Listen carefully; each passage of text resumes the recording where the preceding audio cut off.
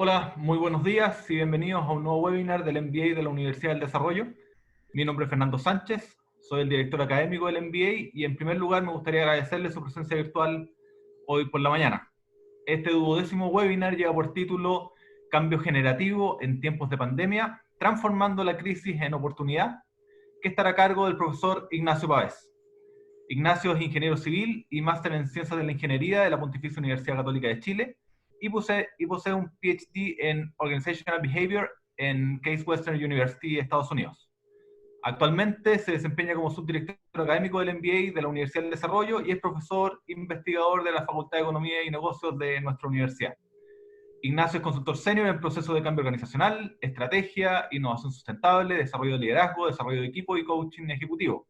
Es especialista en la aplicación del enfoque apreciativo en organizaciones, la integración de la sustentabilidad con un enfoque estratégico y el desarrollo de caracterizaciones culturales basadas en valores. Finalmente, Ignacio es coach ontológico certificado por The Newfield Network. Ignacio, bueno, tú eres obviamente de la casa, bienvenido a este webinar y sin nada más que agregar, te doy el paso. Muchas gracias, Fernando, muchas gracias por la presentación. Buenos días a todos, bienvenidos. Gracias por estar acá con nosotros en este día y dejar una hora de su tiempo para poder conversar sobre estos temas que me parece que son súper interesantes y atingentes a la realidad que estamos viendo hoy día. Entonces, para partir, voy a dar algunas reglas básicas, digamos, que son compartidas por los webinars que desarrollamos acá en la UDD.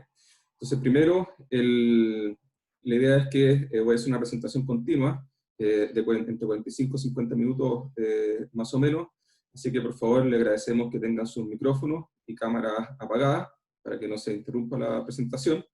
Y al final dejamos un espacio de 10-15 minutos para preguntas, pero en cualquier momento pueden ir escribiendo sus preguntas a través del chat, ¿sí? Ahí Matías Ivanovich nos va a estar ayudando en la recolección de las preguntas para que después podamos conversar sobre ellas al final de la presentación. Bueno, como les anticipaba Fernando, el tópico de la presentación de hoy día es cambio generativo en tiempos de pandemia, transformando las crisis en oportunidad, ¿sí? Entonces, el foco es básicamente tratar de entender el proceso de cambio en sí como una oportunidad que nos ofrece el COVID para repensar el cambio, que sería el primer tópico que voy a tratar hoy día en la charla. El segundo tópico será el cambio generativo como una respuesta adaptativa a la complejidad del entorno. Voy a explicar en qué consiste el cambio generativo y las fases de implementación en empresas, organizaciones. Y finalmente voy a cerrar con lo que creo que es la mayor oportunidad que nos ofrece el COVID hoy día, que es co-crear o repensar la sociedad del siglo XXI o la sociedad en la cual queremos vivir. Entonces, para partir, quiero hacer énfasis sobre el lenguaje que se ha utilizado para hacer sentido o explicar esta experiencia que estamos viviendo del COVID. Entonces, si uno ve las redes sociales, y no solamente aquí en Chile, sino que en cualquier parte del mundo, estas son frases muy comunes. Estamos en modo de crisis, estamos en guerra, ¿cuándo volveremos a la normalidad? ¿Cómo será esa nueva normalidad? Y esto va a pasar, si queremos que nuestra vida hay que aguantar. Siempre es importante, desde el punto de vista del cambio, analizar el lenguaje o el discurso detrás del fenómeno que uno está tratando de entender o cambiar, porque ese discurso, a la base de ese discurso hay ciertos supuestos, y esos supuestos definen la manera sobre la cual construimos la realidad, ¿sí? Entonces, si uno analiza estos discursos, el lenguaje más común, aparecen dos supuestos detrás de esta frase.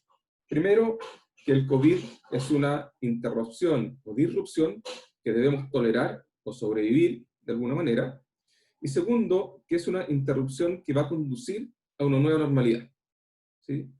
Estos dos supuestos en particular, ponen o nos ejemplifican dos ideas básicas sobre el cambio que están en tensión. La idea es que hay una sensación general de quiebre, de interrupción, que sugiere acciones como arreglar, reparar, competir por recursos, y estos son patrones de comportamiento a los cuales estamos muy acostumbrados, generalmente nos sentimos cómodos con ellos, pero también es la forma tradicional como la mayoría de las organizaciones y los líderes abordan las temáticas de cambio. Esto fue súper evidente, ¿cierto?, en la crisis del COVID, cuando se anuncian cuarentenas, se llenan los supermercados, se vacían las estanterías con productos básicos, y lo mismo ocurre en la crisis o en el estallido social de octubre, ¿sí? O sea, esta forma de interpretar la realidad nos conduce a ciertas acciones. Una alternativa es, que más representa un poco más la visión contemporánea del cambio, es concebir la interrupción o disruptions, que es el término que se usa en inglés, como intervenciones que ocurren todo el tiempo, y lo más importante es que tienen el potencial de modificar nuestras conductas, ¿sí? ¿Cómo ocurre esto? Primero, esta interrupción o quiebre en la experiencia cotidiana, en el fondo lo que hace es que quiebra de alguna manera nuestras expectativas respecto de cómo deben ocurrir las cosas, ¿sí? Y los seres humanos, en general, nos gusta la certeza, y además, biológicamente, estamos limitados para atender a la cantidad de estímulos que nos ofrece el entorno, ¿sí? Entonces, la interrupción, o este quiebre, esta disrupción, lo que hace es capturar nuestra atención, ¿sí? O sea, un fenómeno que antes, al cual no prestamos atención porque seguíamos nuestro flujo de la experiencia cotidiana, ahora sí le tomamos atención, captura nuestra atención, y eso genera cambios en las conversaciones. Aparece como un tópico relevante al cual tenemos que prestar atención. Eso tiene el potencial de generar cambios en los significados compartidos. Si cambian los significados compartidos, entonces estamos cambiando la forma sobre la cual hacemos sentido de la realidad, y eso sí o sí genera cambios en la conducta, ¿sí? Entonces, entendiendo esta mirada del cambio, premisas claves o dos grandes conclusiones, y esta sería como la primera gran idea de la charla de hoy día. Primero, es que no hay vuelta atrás, ¿sí? O sea, el tamaño de la disrupción está hoy día con el COVID, que no hay vuelta atrás. Y desde ese punto de vista, no tiene mucho sentido hablar de este concepto que hoy día es muy común, que es la nueva normalidad, porque detrás de eso están los supuestos que les mencionaba antes, sino que más bien la invitación es a cómo co-crear una nueva realidad que emerge a partir del COVID, ¿sí? Y probablemente más importante o con mayor implicancia para la gestión en sus organizaciones, en los sistemas donde ustedes trabajan, que dependiendo de la magnitud de esta interrupción, no hay control sobre lo que sigue, ¿ya? Y aquí es donde se cuestiona mucho el rol del liderazgo, ¿sí? O sea, dado que no hay control sobre lo que sigue, entonces la figura del líder como un agente directivo aparece en cuestión. Y eso lo voy a explicar en la manera siguiente, con lo que se conoce como la paradoja del liderar el cambio, ¿ya? Para entender esta paradoja, hay que entender un poco más en detalle qué significa la complejidad, ¿ya? Y para esto, una manera bastante gráfica de hacerlo, es dividir la complejidad en dos tipos de complejidad. Uno basado en lo que es la complejidad dinámica, que se refiere al grado de volatilidad o incertidumbre que tiene el entorno. En este caso, mayor complejidad dinámica, mayor incertidumbre, menor complejidad dinámica, baja incertidumbre, más claridad, más certeza. Cuando hablamos de complejidad dinámica, en general, las características de este tipo de fenómenos es que son en general procesos no lineales, y la causa y el efecto están distantes en el tiempo. Es decir, el proceso de feedback respecto de acciones iniciales y las consecuencias de esas acciones no es inmediato. Esto lo digo muy patente en el caso de la pandemia, ¿sí? O sea, la dinámica no lineal es la característica propia de la tasa de contagio de una epidemia, ¿sí? Muy patente en todo el mundo. Y segundo, es que la causa y el efecto no están distantes en el tiempo, ¿sí? En Chile, por ejemplo, probamos con las cuarentenas dinámicas, pero no sabíamos, o no era posible saber, aunque quisiéramos, el efecto que iba a tener esta decisión ni en una semana, ni en 2 semanas, ni en un mes, ni probablemente en 2 meses. Y recién estamos sabiendo hoy día el posible efecto que tuvo esa decisión, ¿sí? Esto es parte, digamos, de la complejidad que ofrece un entorno complejo en términos dinámicos. El otro eje tiene que ver con la complejidad social.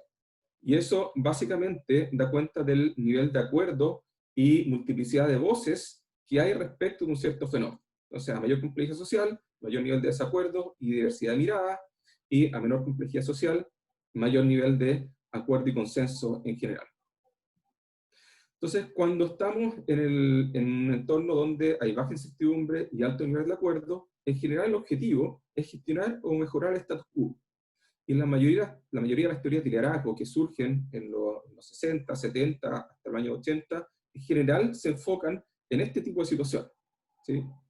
Entonces, A esto le llamamos el cambio 1 o cambio planificado. En este caso, la premisa de base es que la organización y el cambio pueden ser diseñados, planeados y controlados. El proceso, eso yo creo que ustedes lo han vivido en sus organizaciones, ¿cierto? Hay el líder o el equipo directivo se establece como un arquitecto del proceso de cambio, donde se inventan estructuras, planes, procesos, algo muy estructurado. Esto se traspasa a un proceso de cambio en fases que se puede seguir o dar seguimiento en el tiempo. Se espera que esto genere cambios de conducta y finalmente, como resultado, se genera una organización bien aceitada o un modo de trabajo que es mejor al que teníamos anteriormente. El problema que tiene ese cambio es que hoy día las investigaciones muestran que solamente un tercio de esta manera de abordar el cambio genera un resultado esperado, ¿sí? Y eso es aún peor en situaciones más complejas, como por ejemplo las fusiones, donde la tasa de éxito bordea el 10%. Una respuesta simple, ya si es que entendemos el fenómeno de la complejidad, es este modelo de cambio aborda solamente un espacio pequeño de la gama de posibilidades o tipos de cambio que pudiese experimentar una organización, ¿sí? Y acá, si vemos el espacio completo, ¿cierto?, es una gama de posibilidades que no toma en cuenta. Y tenemos el caso de la pandemia. Esto es diametralmente opuesto a lo que es el cambio 1, ¿sí? Porque en este caso estamos en un entorno de alta incertidumbre, alta complejidad dinámica y también alta complejidad social. Entonces, en este caso, acá el objetivo es co-crear la transformación. El tipo de cambio es un cambio más bien radical o transformacional, y en vez de enfocarse en problemas técnicos, que son problemas que tienen bordes bien definidos, y en general las respuestas son claras y consensuadas, acá abordamos desafíos adaptativos. Es decir, son situaciones donde los bordes del problema no están tan claramente definidos y las respuestas tampoco. Ahora, en los años 2000 empezó el equipo de la MIT, de estudios organizacionales, que se dedica mucho a investigar el tema de complejidad. Además señala que en los tipos de cambios que se han vivido en este nuevo siglo, un nuevo tipo de complejidad, que ellos denominan la complejidad emergente. Entonces, este es un tipo de complejidad que solo aparece cuando el cambio en un entorno complejo está en curso, ¿sí? Es como una complejidad que aparece durante la situación de cambio. Y que lo que la caracteriza es que genera patrones emergentes y disruptivos de innovación y cambio que no son posibles de anticipar, ¿sí? Y en este caso aparece un concepto que es importante, que es el concepto de la intención colectiva, ¿sí? Acá, más que co-crear la transformación, la manera de abordar la complejidad emergente es reconocer cuál es esa intención colectiva que está tratando de emerger en ese sistema social. Y por lo tanto, el rol del líder es activar la inteligencia colectiva del sistema para que esa intención colectiva se articule y permita avanzar. Con otros colegas estamos estudiando y analizando desde el punto de vista de un concepto que le llamamos cambio generativo, ¿sí? Y el cambio generativo ilustra esta paradoja. Porque en este caso la paradoja consiste en que liderar el cambio consiste justamente en dejar que este cambio siga su curso, ¿sí? O sea, la idea clásica de liderar, que es dirigir de cierta manera, acá deja de tener sentido. Mientras más quiero dirigir, más contraproducente pueden ser los resultados que obtenga, ¿sí? Entonces, teniendo presente esto, ¿qué es lo que es el cambio generativo? El cambio generativo se basa en un concepto clave que es la palabra generatividad, que la definición es la capacidad de producir algo o hacer que se desarrolle. Y aquí hay dos acciones que están conectadas. Primero, el poder de crear algo nuevo, o sea, algo que antes no existía, pero también la capacidad de crear las condiciones que apoyen el desarrollo o la evolución de algo que existe actualmente y que permite que surja ese algo nuevo. Entonces, con esto como base, podríamos decir o definir el cambio generativo como un proceso de cambio emergente que permite, primero, expandir las posibilidades de acción de la organización o del sistema social mediante la creación de nuevas ideas, artefactos, metáforas, procesos, etc. Y segundo, cultivar el tejido social necesario para que el sistema social se desarrolle y evolucione. La premisa base de este modelo de cambio es que las organizaciones son un conjunto de personas en un proceso continuo de construcción de sentido, y el proceso es opuesto al que uno ve en el proceso de cambio planificado. En este caso, el proceso parte con acción colaborativa en base a un propósito común, eso genera el cambio de conducta, este cambio de conducta hace que emerja el proceso de cambio de manera más bien espontánea o no anticipable inicialmente de la manera como uno podría esperarlo, y esto se consolida o se cristaliza en una estructura nueva, procesos nuevos, diseño, rutina, etc. ¿Sí? O sea, acá el punto final es lo que usualmente se considera como el punto de partida en el proceso de cambio planificado, que es el proceso más tradicional. A pesar de que esto ha sido estudiado más bien en la última década, investigaciones preliminares muestran que este proceso de cambio aumenta la tasa de éxito o la dobla, ¿sí? De 1/3 a 2/3. Y lo más interesante es que, dado que no hay un objetivo concreto definido desde el principio, sino que más bien se especifican ciertas ideas que yo quiero lograr, muchas veces el cambio supera las expectativas en el sentido de que se producen cambios que antes no se anticipaban, pero que están en pos del bienestar general del sistema y su efectividad. Entonces está una definición general y una introducción respecto de lo que es el cambio generativo, ¿cierto? Sus características principales.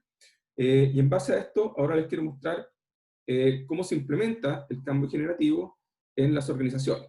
Y para eso vamos a ver un modelo de 5 fases que lo desarrolló recientemente Yerba Suchet, uno de los colegas que ha investigado más profundamente este tipo de cambio. Y está escrito en un libro muy reciente de este año que se llama The Dynamics of Generative Change. Este modelo consiste en 5 fases. Primero, identificar el desafío adaptativo. Segundo, remarcarlo en una declaración de propósito. Tercero, involucrar a los stakeholders en conversaciones generativas. Cuarto, estimular innovación o experimentos autoorganizados y fomentar el aprendizaje. Y finalmente, escalar e integrar estos experimentos exitosos. Para que sea más fácil de digerir esto, porque en general no son conceptos tan familiares, voy a explicar estos conceptos a través de 2 ejemplos. Uno es el proyecto de la ciudad de Cleveland, un proyecto que se llama Cleveland Sustentable, y segundo, que es más en el ámbito organizacional, es el proyecto de cambio de una empresa que se llama Clark. Elegí estos casos porque ambos proyectos surgen de la crisis económica del año 2008 en Estados Unidos, que golpeó muy fuerte a la ciudad de Cleveland en particular, que es donde yo hice el doctorado. De hecho fue calificada como de las 10 ciudades que estuvo más golpeada por la crisis económica, y por lo tanto necesitaba de alguna manera repensar el desarrollo de la ciudad. Y Clark es una empresa que se dedica al control de mosquitos y a la generación de hábitats acuáticos saludables, pero había basado su historia de desarrollo de productos y servicios en base al uso de pesticidas. Y en ese momento, donde hay un choque económico, empiezan a visualizar que el futuro va a ser distinto, ¿sí? Entonces voy a ejemplificar este modelo a través de estos 2 casos. Entonces, el paso 1 es identificar el desafío adaptativo. ¿Qué entendemos por desafío adaptativo? Son situaciones de decisión complejas donde, por definición, existen muchas fuentes de incertidumbre y variabilidad como para predecir qué causa qué. Es lo que les explicaba anteriormente, ¿sí? O sea, la causa y el efecto no están claramente definidos, y el problema en sí que estamos tratando de resolver no tiene borde evidente. Entonces, ¿qué es lo primero que uno hace cuando se enfrenta o trata de definir este desafío adaptativo? Trata de responder 2 preguntas claves. Primero, ¿qué es lo que preocupa profundamente a los líderes de la organización? O sea, ¿qué es lo que les quita el sueño respecto de lo que amenaza, por ejemplo, la subsistencia de la organización? ¿O qué es lo que les preocupa respecto del desarrollo del potencial futuro de esta empresa o de este sistema social? Una vez que está identificado esta primera pregunta o se responde, damos pie a una segunda pregunta, que es cómo involucrar a las personas para abordar o resolver el desafío adaptativo identificado. Y aquí esta pregunta es importante porque una de las premisas del cambio generativo es que todos los involucrados tienen que ser parte del proceso, tienen que ser parte de las conversaciones iniciales y tienen que ser parte de la solución. Entonces, para ejemplificar de mejor manera qué es lo que es un desafío adaptativo, lo que usualmente se hace es contrastarlo con lo que son los problemas técnicos complicados. Entonces, por ejemplo, hoy día está de moda la transformación digital. Un problema técnico de transformación digital podría ser cómo maximizamos la utilización de equipos móviles. En general, esto es un problema que tiene los bordes más bien definidos. Las respuestas, después de un cierto análisis, probablemente van a converger hacia una determinada solución.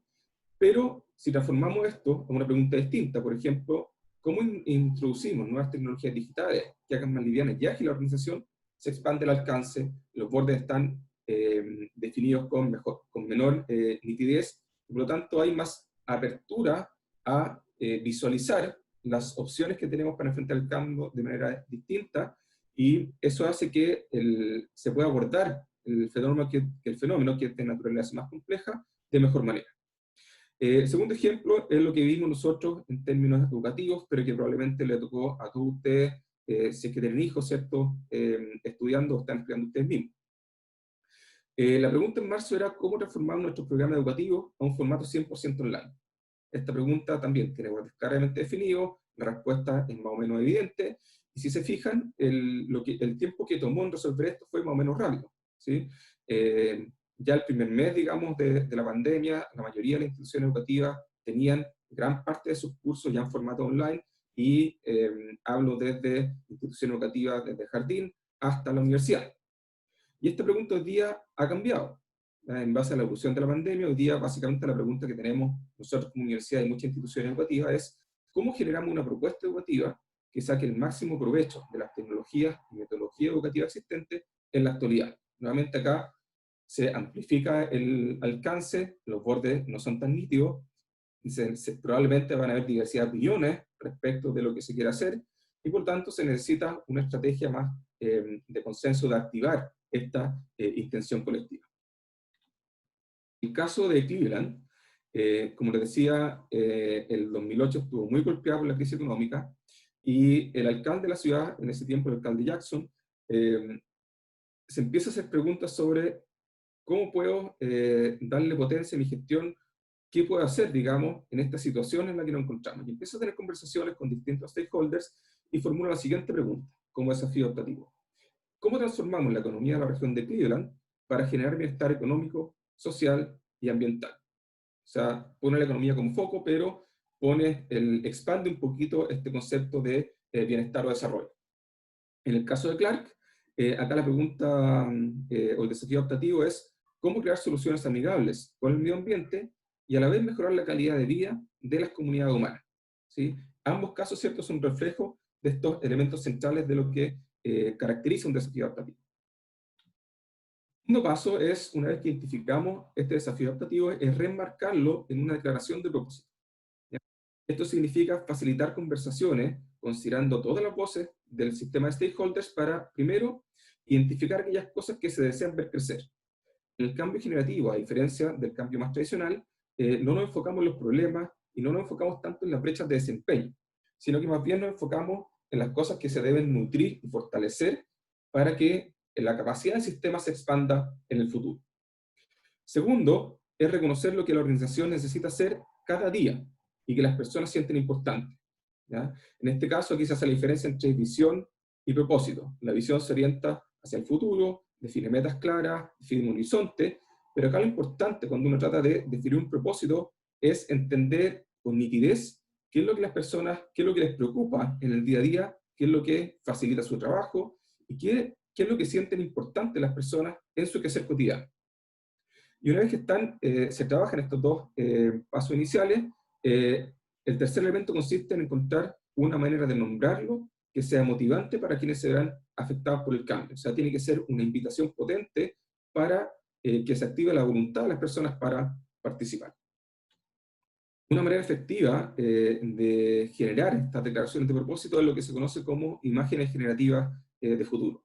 En general, son declaraciones sencillas, simples, pero que tienen tres características. Son sorpresivas, o sea, generan curiosidad, son ambiguas, dan un amplio rango de acción y generan preguntas sobre efectivamente de qué se trata, generan curiosidad, y a la vez son motivantes, es decir, movilizan a las personas o lo invitan a formar parte de este proceso e idealmente a actuar. Entonces, esto en general es positivo por dos razones. Primero, otorga más espacio para la experimentación y la acción autoorganizada. Y segundo, facilita el desarrollo exitoso de estos procesos de cambio emergente, ¿sí? Que es lo que mencionaba anteriormente. En el fondo, permite gestionar mejor este concepto de la complejidad, esta extensión colectiva que quiere emerger. En el caso del proyecto de Cleveland, se define el propósito como desarrollar una comunidad próspera y resiliente que aproveche su riqueza de activos para construir bienestar económico, social y ambiental para todos. Y se hace una bajada de ese propósito que es más bien descriptivo, y esa es la invitación que se le hace finalmente a la ciudad, que es crear un motor económico para dirigir una ciudad verde en un lago azul. En este caso, el activo, el motor económico, el lago. Cleveland es una ciudad que está al costado del lago Erie, y la ciudad verde, en el fondo, el foco de trabajo, que en el fondo se plantea como un elemento movilizador de lo que quiere emerger en ese sistema social. En el caso de Clark, es hacer que las comunidades de todo el mundo sean más habitables, seguras y cómodas. El paso siguiente es involucrar a los stakeholders en conversaciones generativas para abordar ese propósito compartido. Y en este caso, una premisa clave acá, que guía este proceso, es que la transformación organizacional es, en esencia, básicamente cambiar las conversaciones. ¿Sí? O sea, la transformación, en esencia, es transformar las conversaciones o cambiarlas para generar nuevos procesos de construcción de sentido. Y aquí hay 4 consideraciones claves. Primero, todos quienes deben implementar el cambio, deben participar en la conversación sobre el cambio. ¿Sí? O sea, no puedo generar involucramiento, compromiso, si es que no hay participación. Es una de las premisas claves. Segundo, la participación debe ser voluntaria, para que exista una predisposición positiva a contribuir. O sea, los modelos tradicionales de comando y control, donde yo diseño un proceso de cambio planificado y voy diciendo quién debe participar, en general no funcionan este tipo de procesos, porque acá una de las premisas es que si quiero que la gente participe, tengo que generar una invitación potente, y por eso es que el paso previo es muy relevante. Tercero, debe estar presente toda la diversidad de voces del sistema organizacional. ¿Por qué? Porque esto favorece el compromiso y también la innovación. La innovación requiere de multiplicidad de voces que conversen y vean aristas distintas del problema o la situación. Y finalmente el punto 4, que es la manera como se realiza el concepto de conversaciones generativas, es a través de lo que se denomina contenedores. Estos son entornos sociales que especifican claramente límites físicos o simbólicos que los distancian de las conversaciones cotidianas, y que facilita el que se produzcan conversaciones orientadas a cuestionar el status quo y generar una condición para el sistema que es mejor o más positiva respecto de lo que existe actualmente. ¿Cómo hicieron esto Cleveland y Clark? Para esto existen multiplicidad de metodologías o tecnologías sociales, nombre técnico que se utiliza. La que yo voy a mostrar acá se llama indagación apreciativa, y en particular lo que se ve en las fotos son las cumbres de indagación apreciativa. En particular, en la metodología en la cual yo me he formado. En este caso, las cumbres de indagación apreciativa, se puede ver acá en la foto, son tecnologías sociales para trabajar con grandes grupos, ¿ya? Donde por diseño hay un contenedor. Este contenedor, en este caso, por ejemplo, esta es una foto del proyecto de Cleveland Sustentable. Era un edificio muy histórico de la ciudad, donde se invitó a la gente a ir a ese encuentro, y las mesas funcionan como pequeños contenedores dentro de este gran contenedor. ¿Ya? Aquí hay herramientas y un proceso guía que facilita que las conversaciones emerjan, y eso hace que colectivamente se vaya elaborando lo que quiere emerger. Esta es una foto de una aplicación del Appreciative Increase Summit en una empresa. En este caso son 100 a 200 personas, el formato es más o menos el mismo, y esta foto que aparece acá, en el fondo, es central en este tipo de metodologías, porque el protagonismo lo tienen los participantes.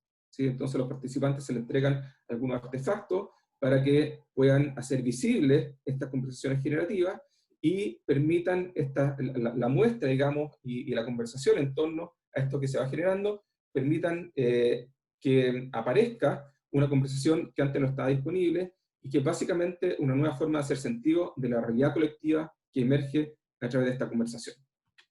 En el caso de la ciudad de Cleveland, es un proyecto que partió el año 2009, con un horizonte de tiempo de 10 años. En este proyecto, en el encuentro inicial, participaron 700 personas, y fue una invitación abierta a los ciudadanos de la región, ¿ya? O sea, se invitó a todos quienes quisieran participar en este proceso a estar presentes. Y llegaron 700 personas. En este encuentro no se definió de esa manera inicialmente, pero se identificaron temas prioritarios para trabajar en los siguientes años, y como lección se definió la importancia de la experiencia de totalidad. En este caso, estas 600 personas eran un microcosmos del sistema completo de stakeholders, donde, por ejemplo, en una mesa podía estar un político importante, gente común, líderes comunitarios, personas de la academia y niños. ¿Sí? En este proyecto iban cursos completos de escuelas públicas de la ciudad para aprender de manera más tangible lo que es la educación cívica.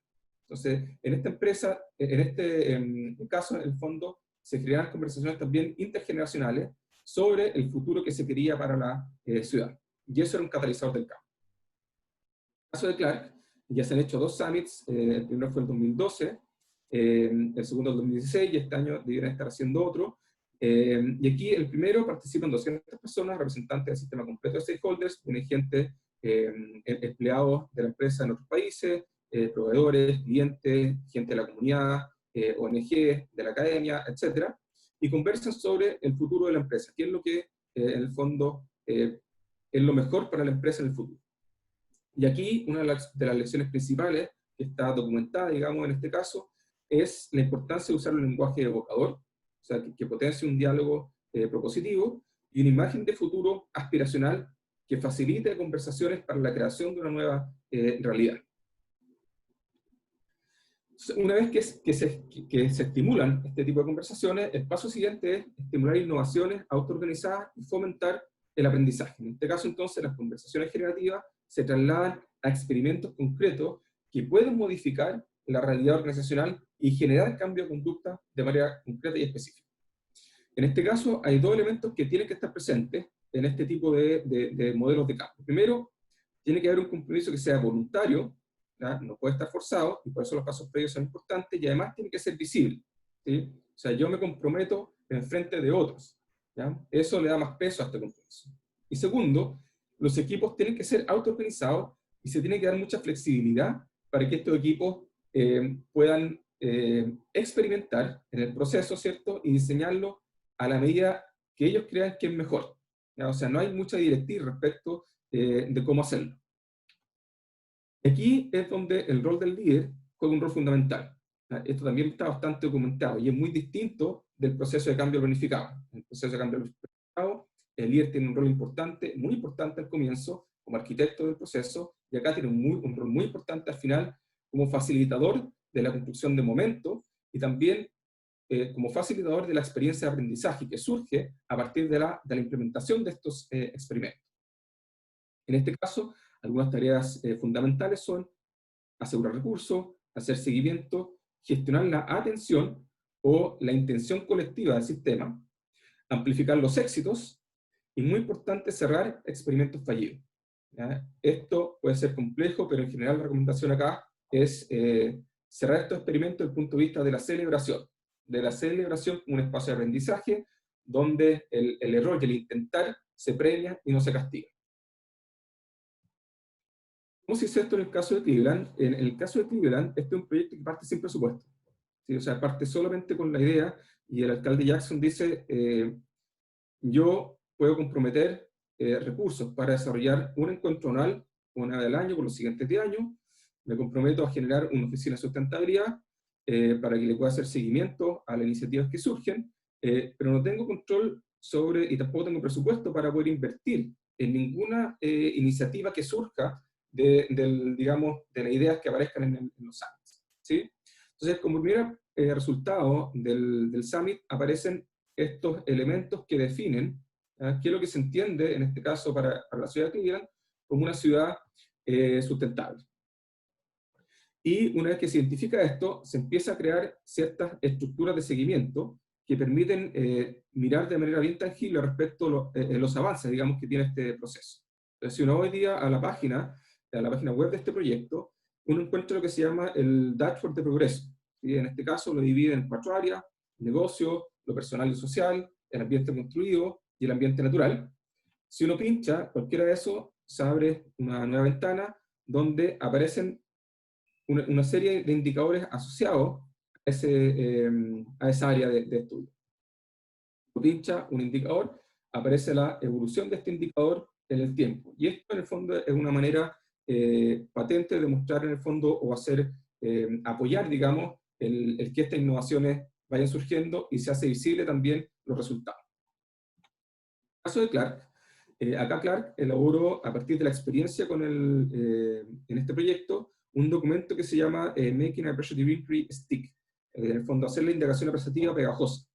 Y aquí definen una serie de pasos que a ellos les ayudó a consolidar el proyecto en esta fase 4, que sería estimular esta innovación y fomentar el aprendizaje. Primero, dicen que hay que establecer un equipo post-summit. Esto es bastante conocido en la literatura del cambio, ¿cierto? Donde hay un líder de integración, que es una persona que se lleva muy bien con distintos agentes de la empresa, hace visible el proyecto, tiene conversaciones con múltiples personas, etcétera, y básicamente está muy al tanto respecto de lo que funciona, lo que no funciona, y cómo se puede potenciar el proceso de transformación.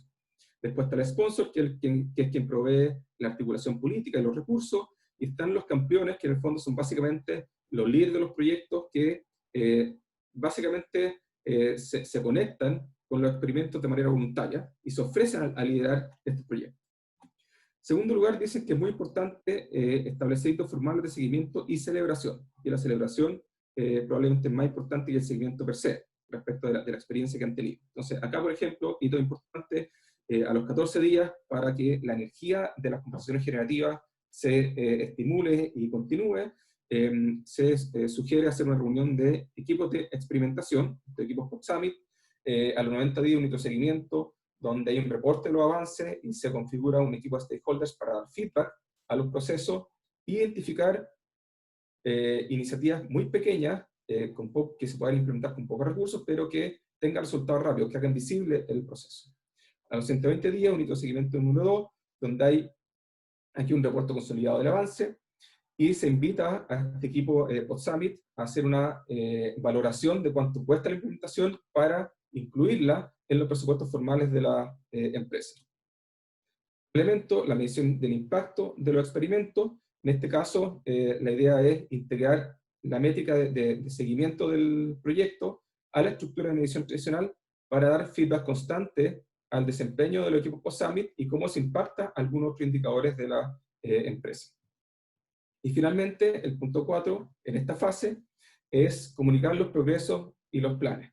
¿Ya? En este caso, es muy importante establecer una comunicación intencionada sobre lo que se quiere ver crecer. O sea, en el fondo aquí el foco es dirigir la atención a aquello que se quiere nutrir, que se quiere hacer crecer, problemas, para que esto en el fondo vaya tomando fuerza y la intención colectiva se vaya canalizando hacia un propósito que es más beneficioso para la organización. Una foto, digamos, de lo que está en el contenido del reporte, donde está como la estructura gráfica de su proceso de comunicación estratégica. Una vez que entonces se ayuda a los equipos y la organización estimula este proceso de experimentación y de aprendizaje, entonces el paso final es escalar estos experimentos e integrar a la estructura de la organización estos experimentos exitosos. Entonces aquí tiene dos aristas: el liderazgo, que es básicamente una continuación del proceso anterior.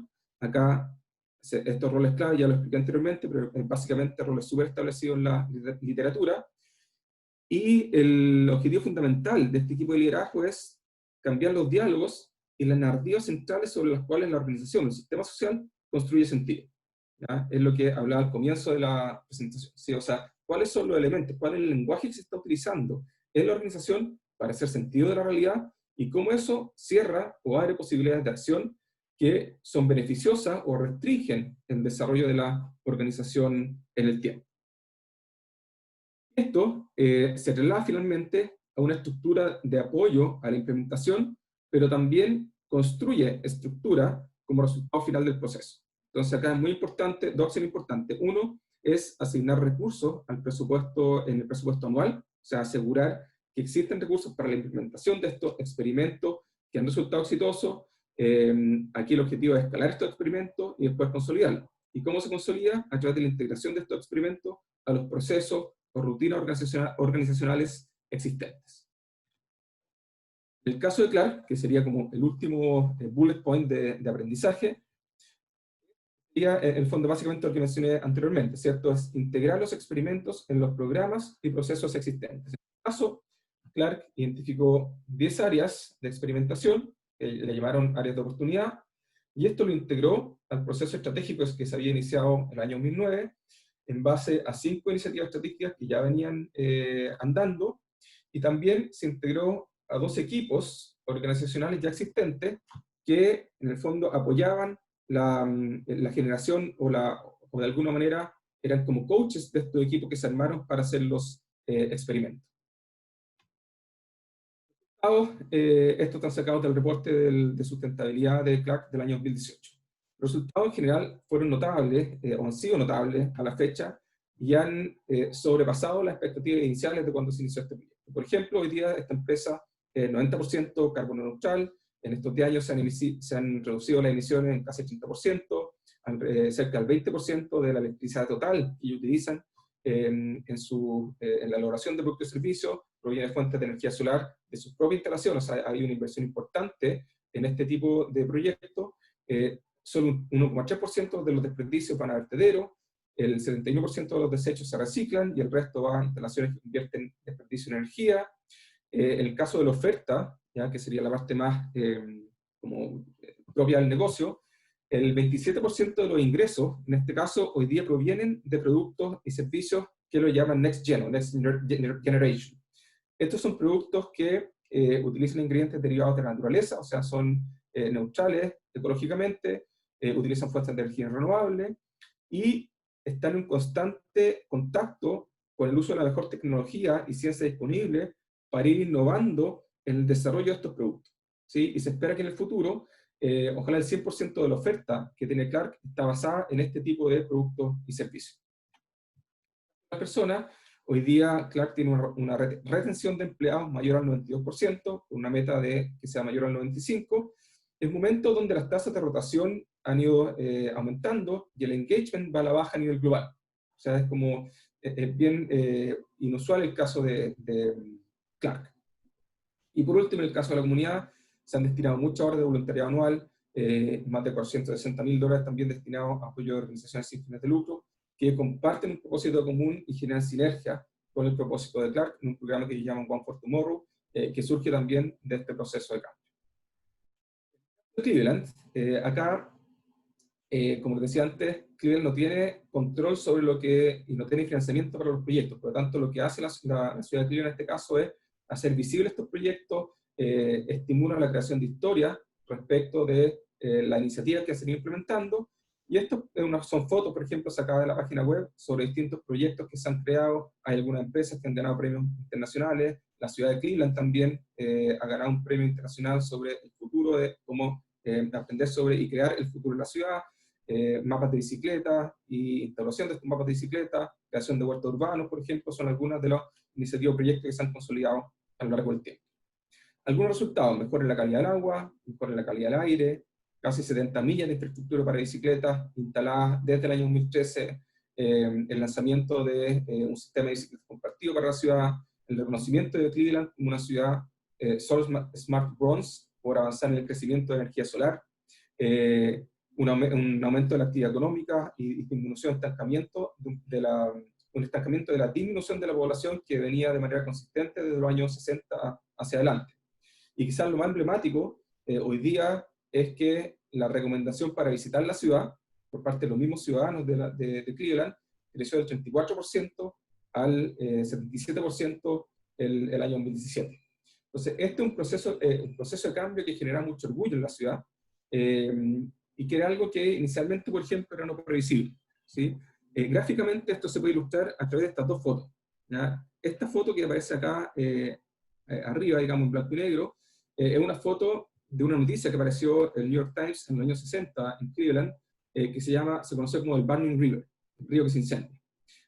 Porque el río estaba tan contaminado que pasó un ferrocarril por el puente que cruza el río, saltó una chispa al río y se empezó a incendiar en kilómetros, ¿sí? Fue un evento que marcó la identidad de la ciudad, de alguna manera, y todavía sigue en la memoria colectiva. Y esto es lo que puede ver uno hoy día en ese mismo río, ¿cierto? Actualmente, con todos los cambios que han habido a partir de este proyecto de la ciudad de Cleveland sustentable. Acá se hizo proyectos arquitectónicos para rehabilitar la costanera, y hoy día se pueden practicar deportes acuáticos en una zona donde ya es habitable por lo menos y se puede hacer este tipo de actividades. Para cerrar, entonces, el concepto de cambio generativo y construir sobre los ejemplos que mencioné anteriormente, me gustaría cerrar con, yo creo que es la oportunidad más grande que nos abre el COVID hoy día como sociedad, y es la oportunidad de repensar y co-crear la sociedad del siglo XXI. Entonces, para poner en contexto un poco lo que es el COVID es solo uno de los grandes desafíos sociales que vamos a enfrentar en el siglo XXI. ¿Sí? Esto ya se ha venido conversando desde los años 2000, parte de las soluciones globales ha sido la creación de los Objetivos de Desarrollo Sostenible, por ejemplo, por parte de la ONU, y han habido distintos esfuerzos también para tratar de avanzar, por ejemplo, en estas grandes temáticas. El Acuerdo de París, por ejemplo, uno de ellos, la COP que organizó Chile el año pasado, es otro. Dentro de esto, la pandemia, por lo tanto, es solo uno de estos grandes desafíos, que ya se identificaba y se anticipaba que iba a ocurrir hace 20 años atrás. ¿Sí? Y lo más interesante, y aquí quiero poner la atención, es que la pandemia, como lo estamos viviendo hoy día, es probablemente solo la punta del iceberg de lo que podrían ser los efectos del cambio climático. ¿Ya? Como hemos visto en la pandemia, estamos enfrentados a situaciones donde hay dinámicas no lineales, por lo tanto, un porcentaje más de CO2 en la atmósfera no es equivalente a que estamos en un porcentaje más peor, sino que hay ciertos tipping points que cuando se alcanzan, parte un crecimiento exponencial y los daños posibles, en este caso, con estos grandes desafíos, también tienen el potencial de daño también que es exponencial. Entonces, ¿qué nos enseña la pandemia? Que nos muestra algo distinto y nuevo, por lo menos es para mí, o sea, en mis 40 años de vida no había visto ningún fenómeno similar, y cuando converso con colegas con más experiencia, también me dicen que es un fenómeno muy único. Entonces, yo creo que una de las características esenciales de la pandemia es que nos muestra por primera vez en la historia de la humanidad la complejidad de la sociedad.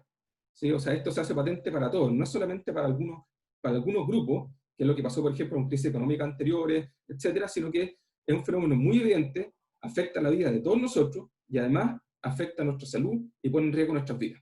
¿Sí? Entonces, primero, hace patente la no linealidad. ¿Sí? Segundo, hace patente la interdependencia. ¿Ya? O sea, hoy día estamos mucho más conscientes que antes respecto de la necesidad de servicios básicos, por ejemplo, de contar con salud o sistemas de salud que den acceso universal y bueno, de calidad para todos. Y aparece un tema que creo que no ha aparecido con tanta fuerza anteriormente, que es la importancia de la resiliencia y el bienestar para crear sociedades y países o comunidades que que generen más bienestar en el futuro. ¿Sí? Entonces, por lo tanto, creo que la pandemia nos ofrece hoy día una oportunidad única. Podemos construir una mejor sociedad para todos si es que aprendemos las lecciones, digamos, que nos enseña esta experiencia.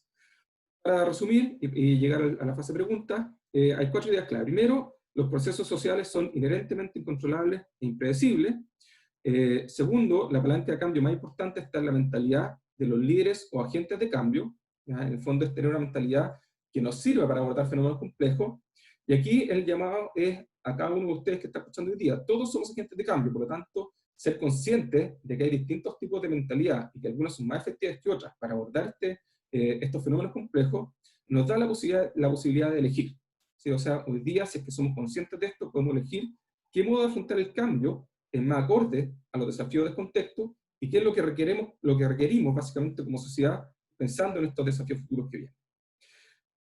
Entonces, como síntesis, sería la 4ª lección, o idea clave, es que el COVID nos ofrece una oportunidad única para co-crear una sociedad más justa, inclusiva y floreciente, si es que somos capaces de abrazar el cambio con la magnitud que esto digamos, nos enfrenta, y entendiendo que hay maneras más y menos efectivas de abordar la incertidumbre, la complejidad y la volatilidad.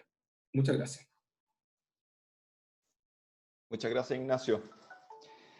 Mira, yo estuve acá registrando las consultas y desde luego que tengo varias, como para que vayamos abriendo el diálogo. Mira, Mónica nos consulta, ¿cuáles son las desventajas de realizar cumbres apreciativas o World Café en entornos virtuales, dado que perdemos la experiencia que brinda el contenedor? Bueno, eso ha sido la verdad es que un espacio de aprendizaje donde todavía no hay respuestas tan claras. ¿Sí? porque en el fondo siempre, yo participé de hecho de proyectos donde hubo un piloto que se realizó en el año 2013, donde yo participé como experto para evaluar una plataforma que permitía hacer cumbres de indagación repetitiva de manera virtual, ¿sí?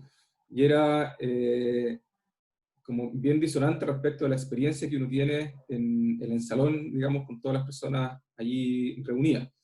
Entonces aquí lo que se ha estado trabajando en el fondo es ver cómo se puede diseñar un contenedor, digamos, que facilite el desarrollo de conversaciones generativas con las tecnologías ya existentes. Entonces aquí parte de lo que se ha estado estudiando e investigando es la mezcla de sincrónico y asincrónico, por ejemplo, que eso antes no existía como posibilidad. ¿Sí? O sea, qué elementos se pueden trabajar en vivo, por ejemplo, si queremos trabajar con 1000 personas. O sea, es necesario que estén todos al mismo tiempo, de manera virtual, conversando juntos, o esto se puede hacer con distintas fases y quizás con elementos asincrónicos que vayan dándoles quizás como un guión o una serie, digamos, hasta historia que se va construyendo.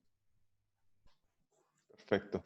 Bueno, también es bueno recalcar que la presentación de Ignacio, nosotros la grabamos y la vamos a compartir durante el día de hoy con todos quienes nos comparten y la verdad es que con todos los que se registraron en el webinar, ¿ya? Para que tengan en el fondo también esa posibilidad de poder revisar ciertos detalles que Ignacio realizó, digamos, y poder revivirla por sobre todo.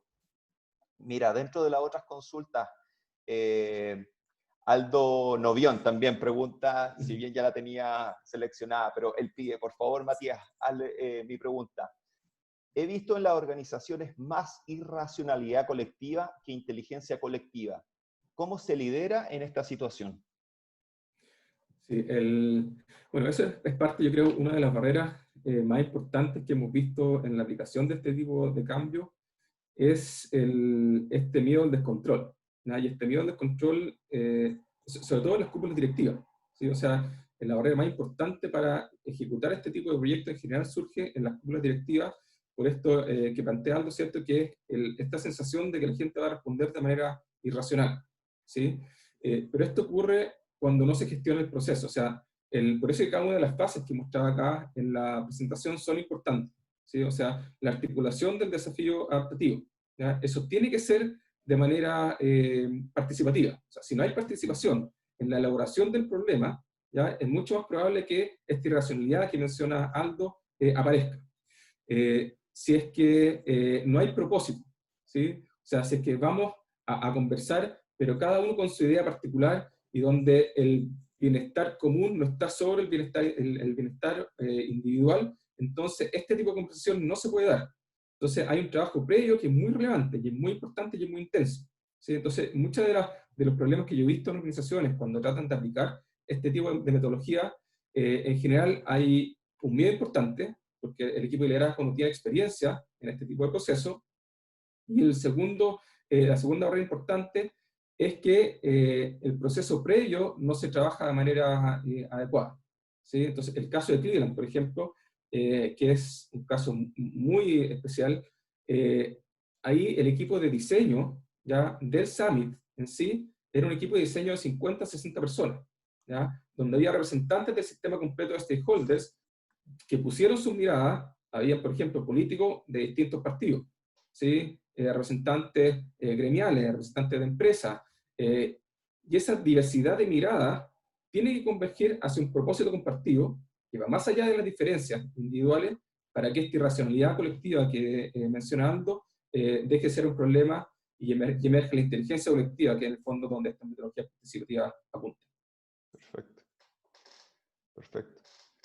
Mira, han salido hartas preguntas, sobre todo en esta fase final que como que nacen obviamente o se concretan esas preguntas. Sí que estoy tratando de poder abarcar las que crucen temas más bien generales o tratar de responder a la mayoría de las consultas.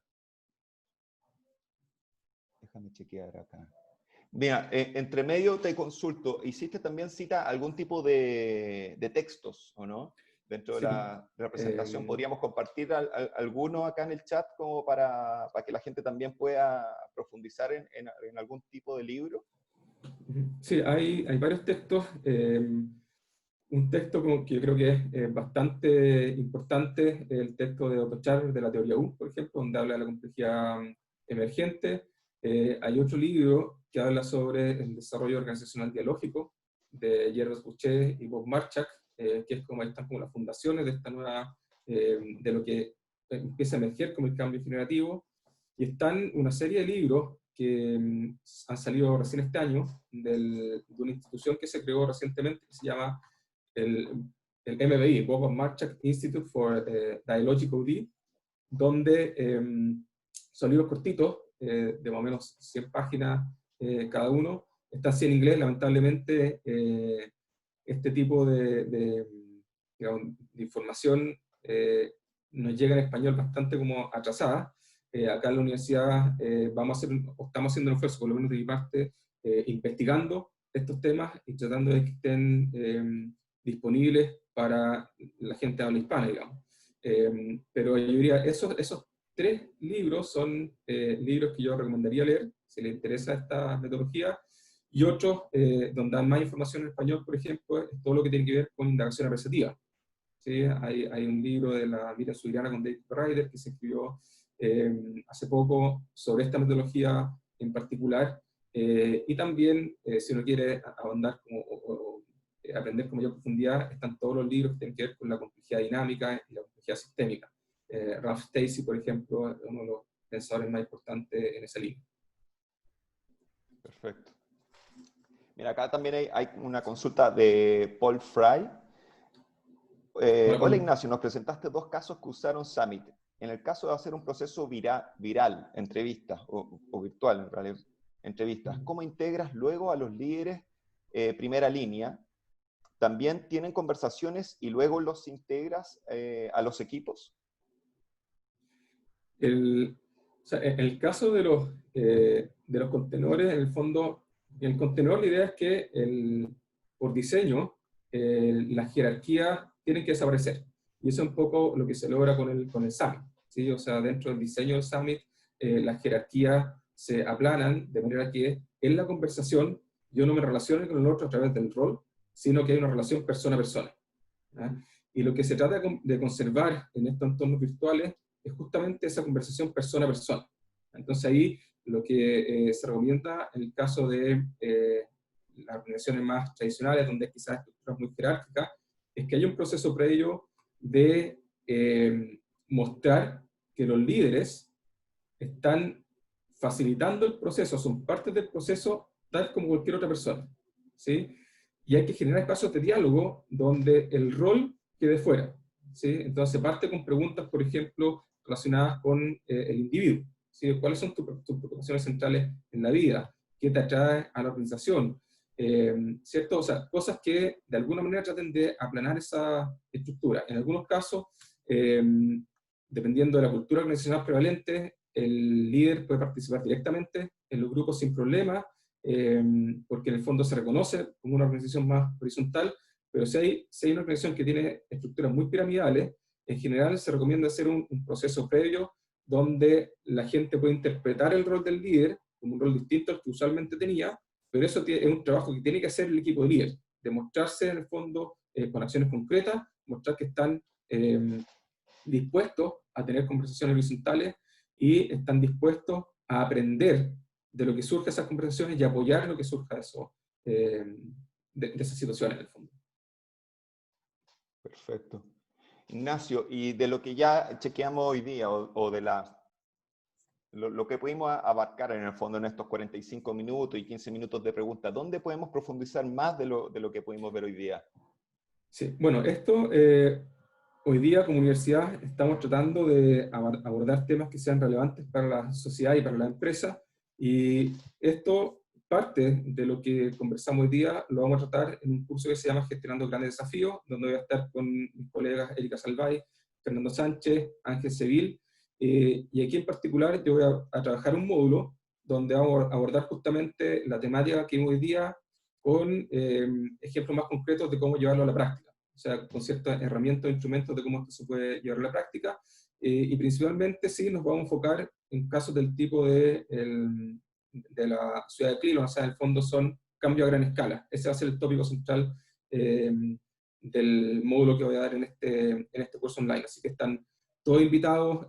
Aquí, por ejemplo, Fernando Sánchez va a profundizar sobre el tema de experimentos, Erika va a profundizar sobre el tema de redes de colaboración y cómo las redes de colaboración ayudan a que se pueda activar esta inteligencia colectiva del sistema o esta intención colectiva. Entonces, se va a tratar varios de los temas que hoy día, desde distintas miradas, con los distintos profesores de la escuela. Yo creo que es un curso bastante innovador, interesante, pensando en lo que nos va a tocar vivir de aquí a lo que viene ya post-pandemia. Perfecto. Bueno, para ir dando cierre, está siempre ahí la consulta por favor, háganos llegar el nombre de los libros, así que vamos a ver la manera de poder hacer la bajada de esa información y hacérsela llegar junto con la presentación de hoy día, ¿ya? Durante el día vamos a recopilar el video y todo lo que en el fondo vimos hoy día para poder entregarles la información. Y desde luego que también los dejamos invitados acá al curso que menciona Ignacio, ¿eh? Que tiene inicio el 17 de agosto. También le enviaremos información al respecto, pero dejamos ahí abierta la invitación. Oye, Ignacio, quiero agradecerte, desde luego, a nombre de la Universidad del Desarrollo y la Facultad de Economía y Negocios, tu presencia y por todo por tu tiempo, por habernos realizado esta clase en el día de hoy. Sí, muchas gracias, Matías, y muchas gracias también a todos los que participaron el día. Tuvimos harta asistencia, y hoy día, donde hay bastante oferta de charla y qué sé yo, online, le agradecemos mucho su participación. Así que les deseo un excelente día a todos, y ojalá que la charla que hice hoy día sea de provecho en alguno de sus quehaceres cotidianos. Sí, agradecemos a todos los que se conectaron, digamos, un muy buen número. Y sumando a lo que dice Ignacio, justamente agradecerles por el interés, desde luego, de compartir con nosotros, y estaremos enviándole la información que ya les comentamos. Así que muchas gracias, y estaremos próximamente en otro tipo de instancias compartiendo, desde luego, lo que puede ser toda la información respecto a lo que estamos viviendo como contingencia. Así que muchas gracias nuevamente, Ignacio, y muchas gracias a todos quienes nos acompañaron. Hasta luego.